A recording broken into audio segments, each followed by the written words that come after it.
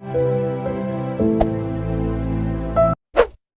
Guys, तो कैसे हो आप सब। गाइस, हम सबको पता है कि ओमनीट्रिक्स काम करता है डीएनए बेसिस पर और इसको बनाया है एजमत ने बेन के ग्रैंडपा मैक्स के लिए। और इसीलिए ग्रैंडपा मैक्स के डीएनए को ओमनीट्रिक्स पहचानता है और बेन के अंदर भी वही डीएनए होने की वजह से ओमनीट्रिक्स बेन के हाथों से अपने आप आके चिपक जाता है।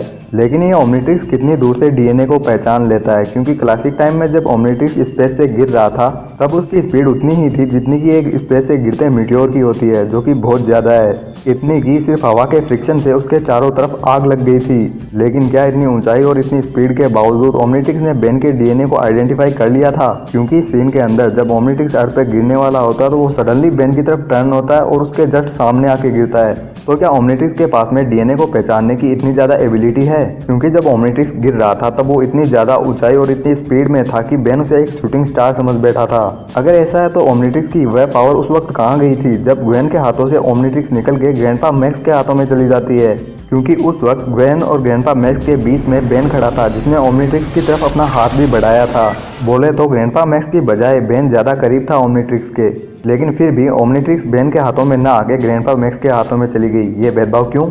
एक तो क्लासिक टाइम की शुरुआत में ओमनीट्रिक्स इतनी ऊंचाई और इतनी स्पीड के बावजूद बेन के पास में आ गई थी और इस सीन के अंदर वो ग्रैंडपा मैक्स के हाथों में चली गई, जबकि बेन उसके ज्यादा करीब था। तो आज हम इसी टॉपिक के ऊपर बात करने वाले हैं। क्या बेन 10 क्लासिक के स्टार्टिंग में ओमनीट्रिक्स खुद बेन के सामने आके गिरी थी? क्या ओमनीट्रिक्स ने बेन को खुद चुना था अपने लिए, या फिर किसी ने ओमनीट्रिक्स को बेन के सामने लाके गिरा दिया था जो कि बेन को मिल गई? तो इन सब का पता लगाने के लिए हमें चलना होगा फ्यूचर में। लेकिन उससे पहले अगर आप हमारे चैनल के ऊपर नए हो तो चैनल को सब्सक्राइब करके बेल आइकन को प्रेस कर देना, क्योंकि इस चैनल के ऊपर मैं बेन 10 से रिलेटेड ऐसे ही इंटरेस्टिंग टॉपिक लाता रहता हूँ।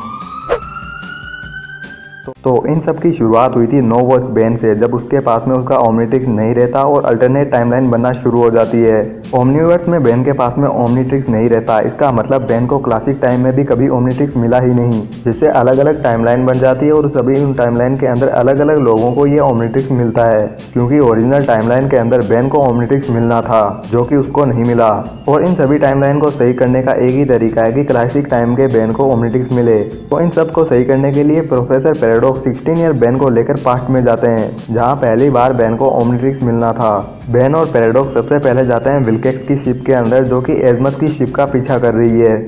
बेन और पैराडॉक्स एजमत की शिप के ऊपर हमला कर देते हैं और उसे हेल्पलेस कर देते हैं ओमनीट्रिक्स को अर्थ पे गिराने के लिए। और फाइनली एजमत ओमनीट्रिक्स को गिरा देता है अर्थ के ऊपर। लेकिन ओमनीट्रिक्स अलग डायरेक्शन में जा रही होती है, जहाँ पे वो बेन को नहीं मिलती, जिसको सही करने के लिए प्रोफेसर पैराडॉक्स बेन को बोलते हैं कि इस ओमनीट्रिक्स की डायरेक्शन को बेन की तरफ करो। जिसके बाद में 16 ईयर ओल्ड बेन ओमनीट्रिक्स की डायरेक्शन को चेंज करने के लिए उसे एक कैनल बोल्ट के जरिए टक्कर मारता है, और उसी टक्कर की वजह से बेन की ओमनीट्रिक्स उसकी तरफ सडनली टर्न हो जाती है इस सीन के अंदर, जिसकी वजह से बेन के सामने आके गिरती है ओमनीट्रिक्स और वो उसे मिल जाती है। और इस तरह ओमनीट्रिक्स बेन को मिलती है। यहाँ पे ना तो ओमनीट्रिक्स ने कभी बेन को चुना था और ना ही एजमत ने कभी ओमनीट्रिक्स बेन को दी थी। यहाँ इस ओमनीट्रिक्स को खुद बेन ने बेन तक पहुँचाया था। तो फिर चलिए दोस्तों, आज के लिए बस इतना ही। मिलते हैं अब नेक्स्ट वीडियो के अंदर। तब तक के लिए जय हिंद, जय भारत।